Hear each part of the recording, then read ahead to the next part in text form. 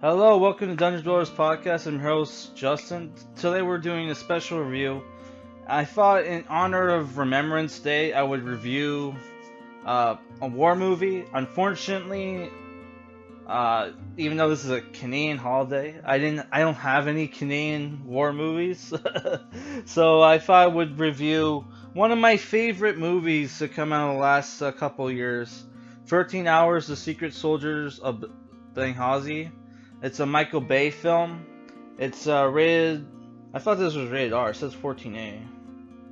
Yeah, it's pretty much rated R. Like if you watch the movie, there's like lots of scenes where like people have their arms blown off. You see people get cut in half by machine guns, stuff like that. The movie is about a secret team consisting of 6 members fights to defend an American diplomatic compound in Benghazi, Libya, against a wave of terrorist attacks. That's not exactly accurate.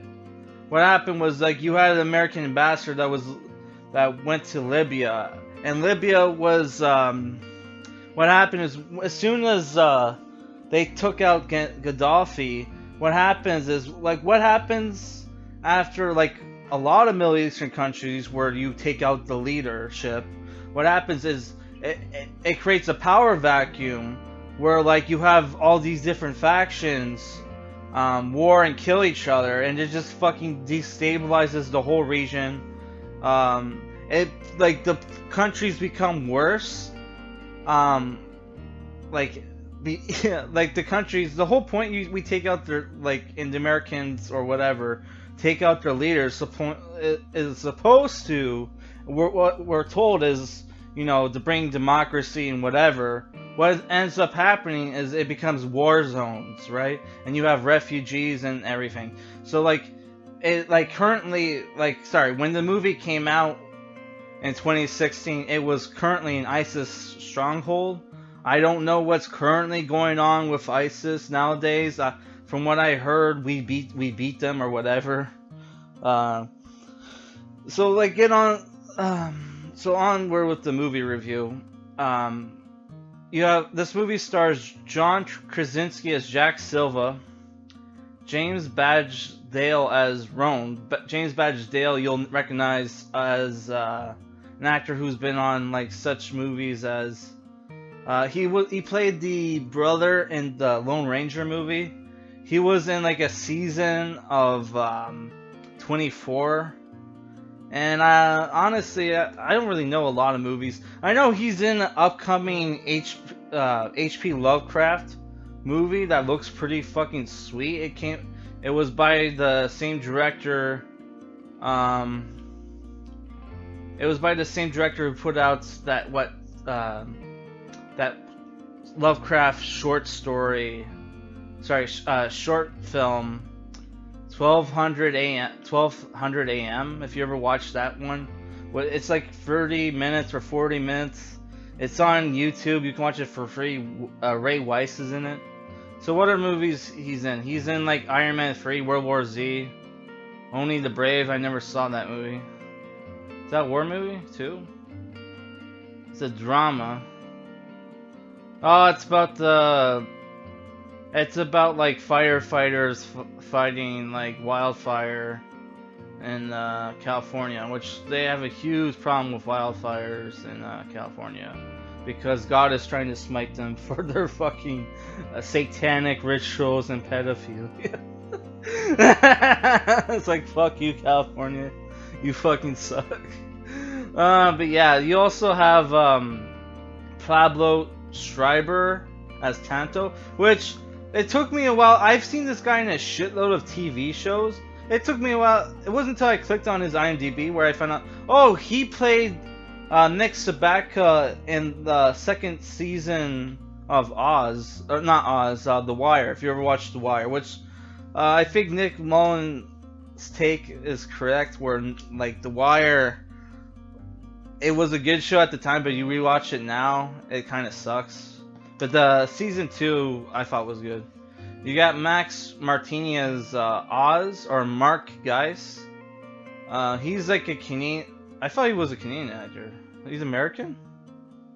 Oh fuck.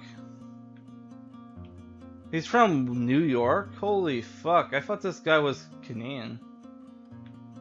I swear to God, I checked his IMDb one, like, like a long time ago, and it said he was Canadian, but no, he's American apparently.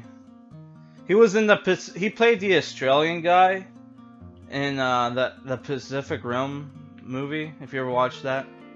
Apparently he was in Saving Private Ryan. Holy shit. Yeah. And you also got another guy from The Office.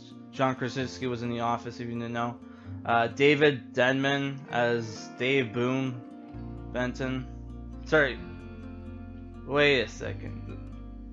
They have similar names. That's why I got confused for a second. David Denman as Dave Boone Benton. It's like, what the fuck? Did you just choose this actor because they have similar names? And you got Toby Stephens as Glenn Bub Doherty, which Toby Stephens is awesome in the movie, but like in there was a trailer where like he had like long hair and like I forget his line in the trailer, but it's like he's like, we gotta go save American lives, and in the movie he has like really short hair, so it's like he was obviously still shooting like season 2 of like sorry, like was it season 2 or season 1? Like no, season 1 of like that pirate show he's on, what was it, Black Flag? That's also sorry, Black Sails, which also is produced by Michael Bay. And like in the second season, his like hair gets shaved, so that's probably why his hair is like this in the movie. Yeah, so the movie, I thought this movie was based in Red Pill, like, though I was wrong. I thought this movie originally came out in theaters in 2015. Like, and I was gonna mention like how based in Red Pill Michael Bay is for putting this movie out in 2015. Because, like, you know, this movie, basically, the events of this movie wouldn't have fucking happened if Hillary Clinton was doing her job. Because she was foreign secretary at the time.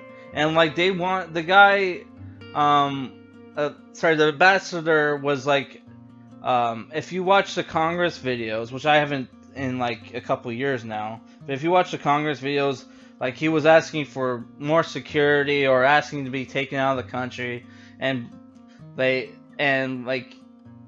the Hillary Clinton never got back to him. So the movie, there's a lot of great shootouts in the movie. Though I would say it takes it's like you get 40 minutes of getting to know the different characters. One guy is kind of a joker, the other guy, you know, you got like two serious family men there. You have a guy who's into philosophy, the fat one from fucking fat guy from The Office, and like basically after the 40 minutes where you get to know the characters and you get to feel that they're like if I didn't mention this, the main characters of this movie are like security guards for the CIA base that's in Libya, and what ends up happening, and like there's a lot of friction between the security guys and the CIA people, because they don't really like them. They don't think they're suited to help them and shit like that. And like what ends up happening is like after 40 minutes in the movie, the 2012 embassy attacks happens, and like you get to see like the ambassador. Oh, I really don't want to do a second take after 9 minutes. Basically, after the 40 minutes, the movie becomes a siege movie, and where like there's conflicting like orders, where like should they go and help the ambassador or should they wait? Because they want to go, but the secret base is supposed to be a secret base, and if they show up, it'll compromise the secret base. But it's like everybody knows they're there. Like you have like kids like shooting firecrackers. You have like people like taking pictures of the fucking of the base. Like it's so retarded. And yeah, and like a lot of the movies, like they're like trying to get backup, and nobody will send help except for the Grand Bub Doherty. Eventually, he gets some people to come with him, like two Delta Force guys and some other soldiers. They finally get there. What ends up happening? They show up, and then what ends up happening is like they've been fighting for like 10 hours, right? Because as soon as they get back from the embassy, then their secret base gets attacked. And what ends up happening, as soon as the cavalry show up, they immediately get attacked by fucking mortars. And like the movie after that, that's my problem with the movie. They get attacked by mortars, and it's like the bad guys just disappear, and the characters are given a brief moment to mourn the death of some of their friends. And then the fucking army finally, the US Army finally shows up to rescue everybody in the last like 20 minutes of the movie, which I thought that was a little bullshit because you had this long siege, right? Which was fucking cool, honestly. This movie like really made me like feel like playing Call of Duty again. And like if they ever make a Call of Duty movie, which they'll never will, but like they should definitely get Michael Bay to do it. Yeah, so like as soon as like the last 20 minutes happens, it's just I just thought it was so retarded that you had that like they fucked them. They finally get the terrorists finally get the upper hand, or sorry, their attackers finally get the upper hand, and then they just fuck off. It's like what the fuck. And I did thought it was like there was a lot of tension in the movie because like they have like other than the main like ex-military guys called GRS in the movie, they also have local militia that help them called 17 Feb. But because they don't wear uniforms, they're constantly like confronted with people, and they're like the locals, and they have no idea who the fuck's with them or who's like the bad guys. Till there's finally a point where like they just say fuck it, if they shoot at us, shoot back at them. Like who gives a shit? Yeah, so I really enjoyed this movie. I thought the action was great. The dialogue, it's a Michael Bay movie. The dialogue is not going to be perfect, right? But I thought like it's a very like I would say it's very civic nationalist movie, which is better than a lot of the trash we get today. I really feel like Michael Bay is like one of the only like mainstream directors that's kind of like on our side, like the right wing side, but because of that, now it's like he's not getting fucking major movies anymore. Like his latest movie is like a fucking COVID movie, 23, and it's like not getting them. It doesn't look like it has like a big budget or anything. There's no big stars in the movie, which he tends to use a lot of TV actors. But it's like still like he would have like a couple like A-listers here and there, but it's like for his latest movie there doesn't seem to be any.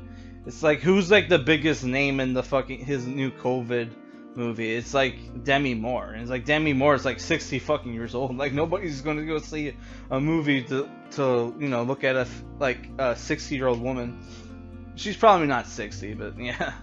So my rating for this movie, I would say it's a solid 7.5 movie. I would top this with movies like The Patriot, Black Hawk Down, and trying to think of what are some other. I like a lot of the old not old war movies, but like war movies that don't take place in modern times. Yeah, so like I would say it's as good. I would say it's as good as something like Black Hawk Down, and like I should mention this movie is like 2 hours and 25 minutes, and to me, a war movie isn't a war movie unless it's at least longer than 2 hours, and that fills that quota. All right, peace.